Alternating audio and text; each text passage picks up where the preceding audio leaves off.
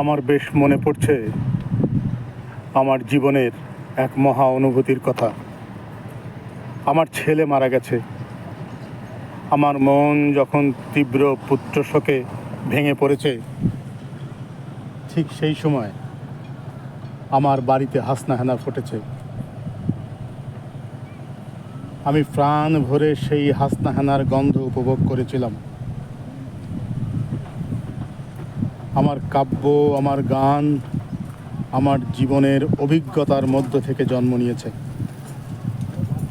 যদি কোনো দিন আপনাদের প্রেমের প্রবল টানে আমাকে আমার একাকিত্বের পরম শূন্য থেকে অসময়ে নামতে হয়, তাহলে সেই দিন আমায় মনে করবেন না আমি সেই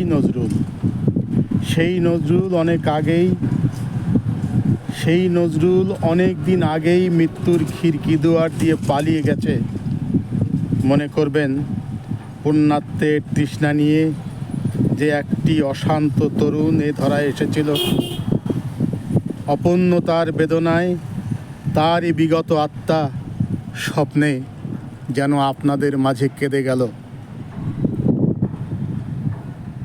ধন্যবাদ।